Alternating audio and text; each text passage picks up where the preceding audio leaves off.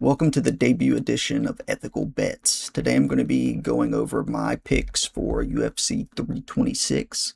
But before I do that, I want to give a quick breakdown of, what's the purpose of this channel. And there's just way too much bullshit in the sports gambling community, sports gambling YouTube, sports gambling Twitter, way too much of these typical, oh, I have this massive 8 unit lock for tonight. Can't miss, guaranteed lock play of the night. Just subscribe for $50 and I'll give it out. Or, on sports gambling Twitter, you'll see all these screenshots of, people posting saying they hit their third 7 leg parlay of the week. And it's just all bullshit. It's all bullshit. So the purpose of this channel, I'm not going to be talking about the biggest games. I'm not going to be talking about all of the games, probably not even half of the games. The purpose of this channel is I'm just going to talk about real bets that I have actually placed myself. I'm just going to be talking about bets that I felt confident enough in to actually bet them myself. That's it. That's the point of the channel. All right, so let's go ahead and get into it. First bet, we got Michael Johnson and Drew Dober. So this isn't going to be a big, technical breakdown in this fight. This is more of a system play. We've got Michael Johnson as a favorite.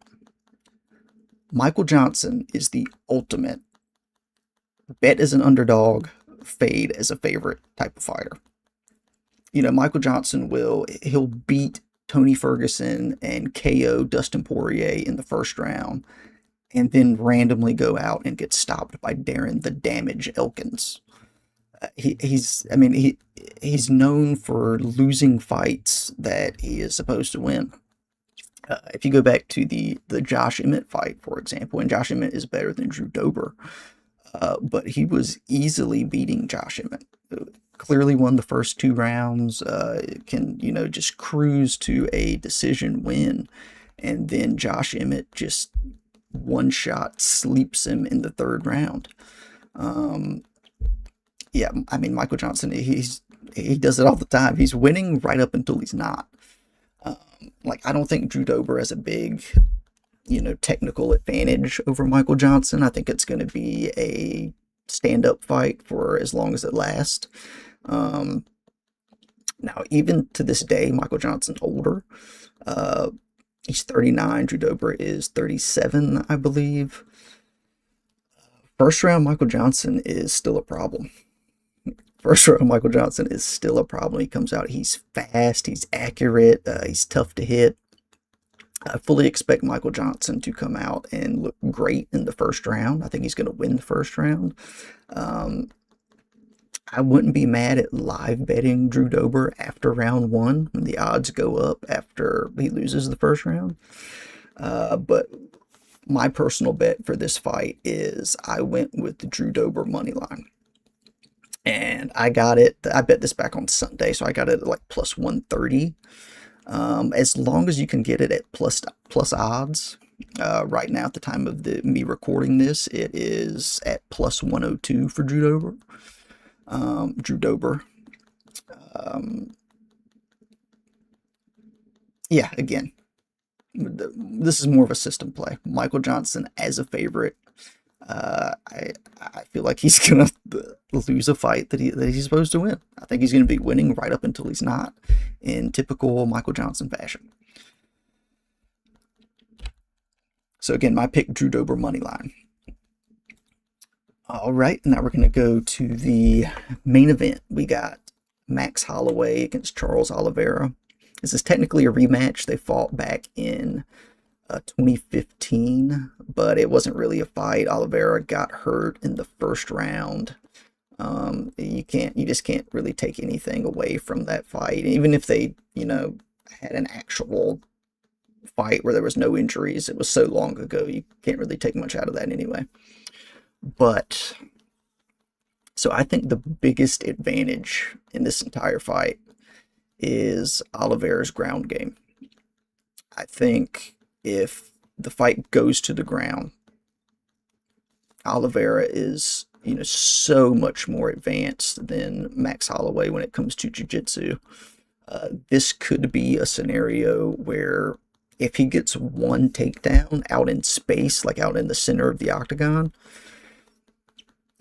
that might be all he needs. I think his ground game is that much better than Holloway's, to where maybe if he gets one takedown, it could be it, and he could, advance position and submit Holloway. The problem is I don't think he's going to be able to get that takedown. Max Holloway has lights out takedown defense. He is sitting at, so he has 83% takedown defense. 83%. The division average is 64%. So he's just got phenomenal takedown defense. He has his entire career. And I just don't see Oliveira being able to get that takedown.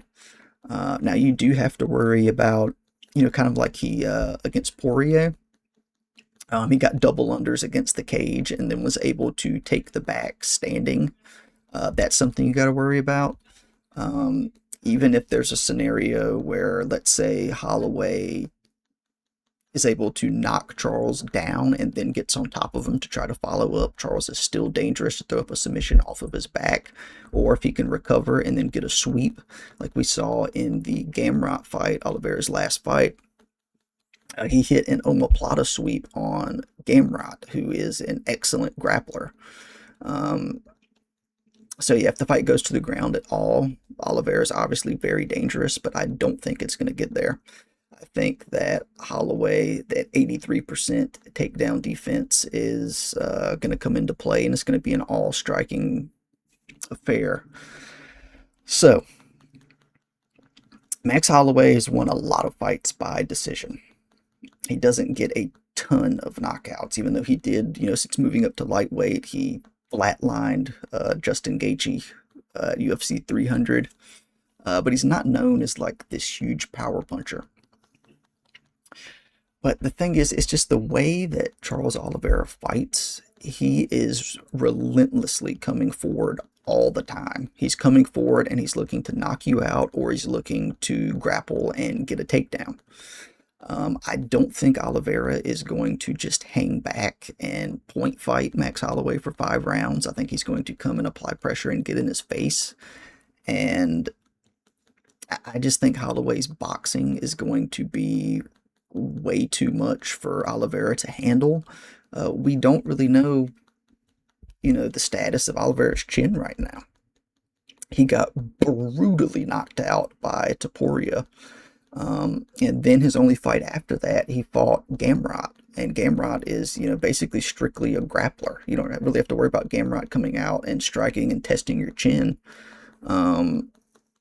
So we don't really know how Oliveira's chin is going to hold up in this fight. And he's got a history of being hurt anyway. Look at a lot of his wins. He gets dropped. He got dropped in the Michael Chandler fight. He got dropped in the Poirier fight, dropped in the Gaethje fight. So he's been dropped a lot throughout his career. And I just think the sheer volume that Holloway is going to be able to put on Oliveira, and given the fact that Oliveira is going to be, constantly coming forward in this fight, I actually like Max Holloway by stoppage. I bet this, also back on Sunday, so I got a better number than it is now. I got Max Holloway to win by TKO or KO at plus 200. Now you can still get I see a plus 170 Holloway to win by KO or TKO. And I still like it at that number. I think that Holloway is going to end up getting a stoppage win here. And another bet I have in it, I got under 3.5 rounds at minus 115. I think now you can still get it, the under, at around like a minus 125. I just think that's way too high. I get why it's that number, considering, Holloway has a lot of decision wins. But, I mean, focus on Oliveira here. The fights where he goes the distance, Like, look who he's fighting. He went the distance against Armin Sarzukian, a guy that's going to take him down and grapple. That was a grapple heavy fight. Armin Sarzukian took him down and controlled him. Look, he went the distance with Michael Chandler. Again, that time Oliveira was able to get a lot of takedowns and have a lot of back control. So he's going the distance in these grapple heavy fights. Whereas, when he's going in there with strikers, look at Gaethje. He ends up, that was a crazy fight, finishes him. Poirier, crazy fight, finishes him. The first Chandler fight, that was a finish. So yeah, I don't expect there to be a whole lot of grappling in this fight. I think Max is going to stuff his takedown attempts, and it's going to be all striking. And again, I just don't see Oliveira hanging back for, 4 or 5 rounds and point fighting with him. I think he's going to come forward and it's going to end up getting stopped. But, another thing about the under 3.5, again, if Oliveira is able to get a takedown, I think he could get him out of there in under 3.5 rounds. So yeah, again, I like Max Holloway to win by KO or TKO, and under 3.5 rounds in the main event. And that's it. That's all I got. That is all of my picks for UFC 326. Yeah, I'm going to be, I bet some NBA, some college basketball, a little MLB. So yeah, I'll be making videos on days when I actually have bets. There's some days where I don't have any bets, and therefore there will be no videos. But if you enjoyed this, give it a like and a subscribe if you want to see more videos like this. Yeah, that's it. Till next time. I don't have a catchphrase yet.